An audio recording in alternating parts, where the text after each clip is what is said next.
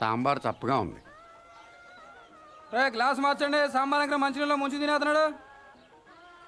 చాలా రోజులైందిరా ఇక్కడికి వచ్చి. అప్పున్నావా?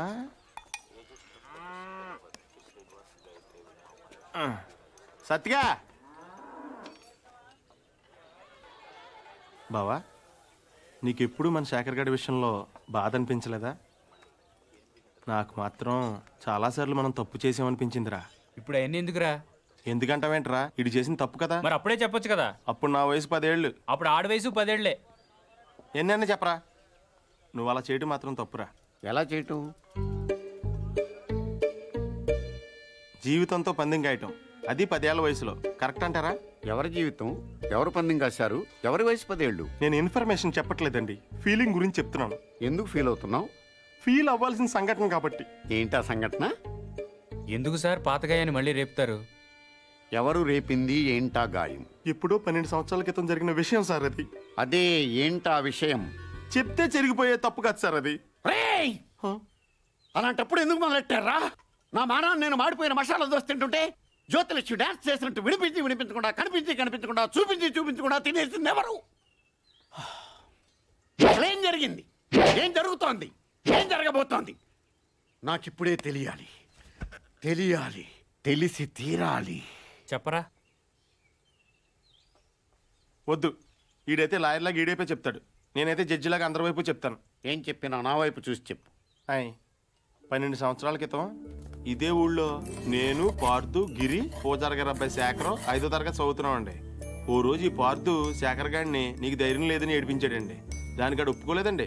అప్పుడు ఈ పార్థుగాడు ఆడితో పందెం వేసాడండి. అయితే రాత్రి 12 గంటలకి శ్మశానంకి వెళ్ళారా? అప్పుడు ఒప్పుకుంటాను. వెళ్తాను, నాకేంటి భయం. అలా అయితే మేము మధ్యాహ్నం వెళ్ళి పీర్ సాహిబ్ గోరీ దగ్గర 4 నిమ్మకాయలు పెట్టొస్తాం. నువ్వు రాత్రికి వెళ్ళి పట్టుకురావాలి. పట్టుకొస్తాను. మేము వద్దంటున్నా వినకుండా పార్థుగాడే శేఖరాల ఇంటికి వెళ్ళి ఆయన లేపాడండి. శేఖర్ గాడు ఒక్కడే శ్మశానంలోకి వెళ్ళాడండి. ఆ రాత్రిపూట పీర్ సాహిబ్ గోరీ దగ్గర మేము పెట్టిన 4 నిమ్మకాయల్లో 3 నిమ్మకాయలు తీసాడండి. సరిగ్గా 4వ తీసే టైంకి ఎవరో పట్టుకుని లాగినట్టు అనిపించిందండి. అంతే, దెయ్యం అనుకుని పాపమాడి గుండె ఆగిపోయిందండి. పొద్దునే చూస్తే చెట్టుకోమ్మండి. దెయ్యం కంటే భయం మా చెడ్డదండి. పార్థు ఎక్కడా? పాపం అప్పటి నుంచి శర్మ గారు కోలుకోలేదురా. శైలేష్ తెలుసుగా, శేఖర్ గారి చెల్లెలు. ఆ మధ్య ఆయాసంగా ఉంటుందని హాస్పిటల్కి తీసుకెళ్తే హార్ట్లో హోల్ ఉందని చెప్పారు. ఆపరేషన్ 2 లక్షల దాకా ఖర్చు అవుతుందంట. శర్మ గారేమో ప్రతిదానికి ఆ దేవుడు ఉన్నాడు అంటాడు. ఈ నైవేద్యం పెడితే కానీ భోజనం చేయడం రాముడు ఈయన కష్టాలు ఏం తీరుతాడు చెప్పు? తింటావా? వద్దా? కొన్ని జనం ఏమైనా చేస్తారా అనుకుంటే ఈ గుళ్ళోకి వచ్చి దండం పెట్టుకెళ్లేవాళ్ళే కానీ దక్షిణేశ్వరుడు ఒక్కడు లేడు. Worst fellows.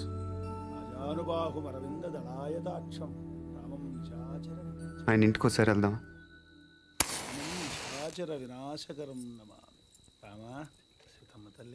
ఏమండి? ఎవరు? నేను రాజమండ్రి వెళ్తుంటే దారిలో టైర్ పంక్చర్ అయింది. అయ్యో, దగ్గరలో సైకిల్ షాప్ కూడా లేదే? పర్లేదని మేము తోసుకుంటే వెళ్ళిపోతాం. కొంచెం మంచినీళ్ళు ఉంటే ఇస్తారా? ఒక క్షణం బాబు, తెస్తాను. అదే చేత్తో తినడానికి ఏమైనా తీసు.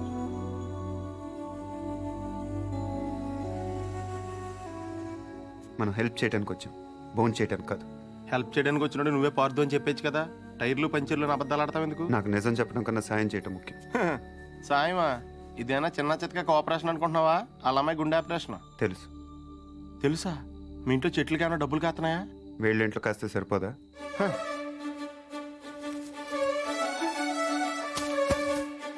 ఏంటది? డబ్బులు. డబ్బులా?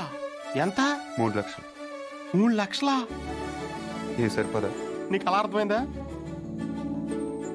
మందార చెట్టు కాబట్టి 3 వేసావు, అరటి చెట్టు ఉంటే 5 హెద్దువా? ఇంట్లో ఏం లేవు బాబు. పొద్దున స్వామికం చేసిన అప్పాలున్నాయి. అప్పాలా? ఆ విషయం మీరు అంత మొహమాటంగా చెప్పాలా? అవి అంటే నాకు ప్రాణం. అంటే దారిలో అవసరం అయితే పనికి వస్తాయి కదా అని. అయ్యో పర్లేదు, తీసుకో బాబు. థ్యాంక్స్ అండి. మంచిది బాబు. పద. ఒక్క నిమిషం. ఈడెవడో అర్ధరాత్రి వచ్చి అప్పాలు తిని అర్థం లేకుండా మాట్లాడుతున్నాడు అనుకోకపోతే మీకు విషయం చెప్పనా స్వామి? చెప్పు బాబు. పిన్ని గారిని రోజు ఆ తులసికోటకి పూజ చేయమని చెప్పండి. చేస్తుంది బాబు. ఉత్తినే కాదు స్వామి, ఈ మందార పూలతో చేయమనండి. లక్ష్మీదేవి తాండవం చేస్తుంది. అదే చేత్తో చెట్టు మొదల దగ్గర క్లీన్ చేయించండి అమ్మా. అక్కడ బాగా ఎక్కువగా చెత్త అది మొదలు మటుకు ఇంపార్టెంట్ అమ్మా. మందార చెట్టుకి గుర్తుంచు.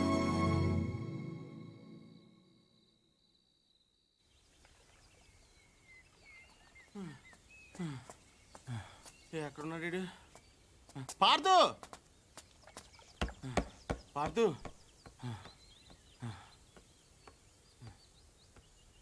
రే పార్దు, నేను రాత్రి పూజారి గారి ఇంటికి రాముడు హనుమంతుడు వచ్చేళ్ళారంట తెలుసా? ఎవడో అనుకుంటున్నావా? మనమే, సీతలేని రాముడు తోకలేని హనుమంతుడు. 3 లక్షలు ఉంటే 6 నెలల పేకాడొచ్చు, 6 ఏళ్ళు మందు కొట్టొచ్చని తెలుసు, కానీ శ్రీరాముడిని శర్మగారింటికి తీసుకెళ్ళొచ్చని నీ వల్ల తెలిసిందిరా బాబు. ఏంటే మాట్లాడవు? దేవుడు అలాగా ఉండకూడదు. నేను దేవుని కాదు, కనీసం ఇలాగ మనిషిని కూడా కాదు. ఇంకా నయం పార్దుని కాదనలేదు. అవును, నేను పార్దుని కాదు. అంటే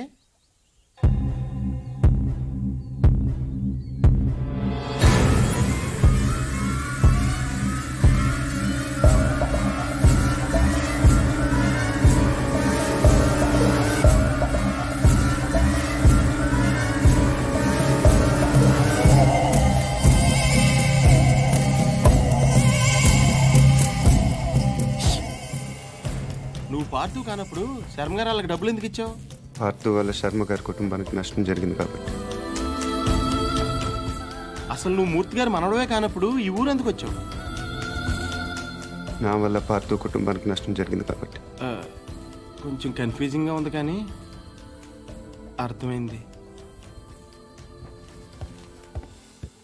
పార్దు పార్దు ఇంకొక లాస్ట్ క్వశ్చన్ అడుగుతాను. శివారెడ్డి నువ్వు చంపనప్పుడు వెళ్ళి ఎవరు చంపారో కనుక్కోవచ్చు కదా? ఎవరిని అడగను? ఇంకెవరిని అడుగుతావు? శివారెడ్డి పోయాడు కాబట్టి బాజిరెడ్డిని అడుగుతావు. అడగగానే చెప్పడానికి బాజిరెడ్డి ఏం చిన్నపిల్లాడు కాదు. అలాగని చెప్పి వదిలేస్తావేంటి? పోలీసులతో కొంచెం గట్టిగా అడిగించు. పోలీసులు కూడా నా కోసం కొంచెం గట్టిగానే తిరుగుతున్నారు. అమ్మో, అయితే నువ్వు కొన్నాళ్ళు బయట తిరగకుండా ఉండటం మంచిది. ప్రస్తుతం నేను చేసేది అదేగా కదా. పార్దు, అడగగానే నీ సీక్రెట్లన్నీ నాకు చెప్పేసావు. ఒకవేళ నేను ఎవరికైనా చెప్పేస్తే? నువ్వు అడిగావు కాబట్టి చెప్పలేదు రావునా, నేను నమ్మాను కాబట్టి చెప్పాను. అది కదా నేను ఎందుకు నమ్మానంటే హనుమంతుడి కన్నా నమ్మకమైన రాముడికి ఇంకెవరున్నారు చెప్పు.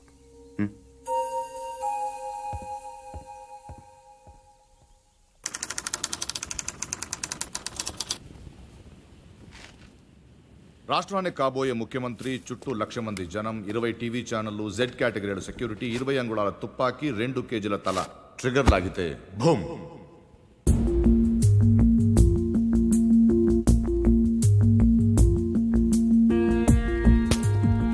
ఇందులో 3 ప్రాబ్లమ్స్ ఉన్నాయి. 1, బుల్లెట్ ఈ గన్లోంచి పేర్లేదు. పోనీ కాల్చిన వాడి దగ్గర 2 గన్లు ఉన్నాయి, కాల్చింది పట్టుకుపోయి దీన్ని వదిలేశాడు అనుకుందాం. 2, ఈ యాంగిల్ నుంచి కాలిస్తే బుల్లెట్ తలపైన తగలాలి కానీ సరిగ్గా నుదుటి మధ్యన తగిలింది. It's straight shot. 3, శివారెడ్డి చచ్చిపోగానే పోలీసులు కరెక్ట్ గా ఈ బిల్డింగ్ దగ్గరికే వచ్చారు. ఎవరో చెప్పినట్టు బుల్లెట్ సౌండ్ వినుండొచ్చుగా సార్. 10,000 వాట్ల మైక్ సెట్లు, ఆ హోర్లో బుల్లెట్ సౌండ్ వినపడదు. తర్వాత ఏమైంది? ఈ బిల్డింగ్ నుంచి ట్రైన్ మీద దూకాడు సార్. ఇక్కడి నుంచా? వీడు ఒలింపిక్స్కి వెళ్ళి ఉంటే ఇండియా గోల్డ్ మెడల్ వచ్చిండేదయ్యా.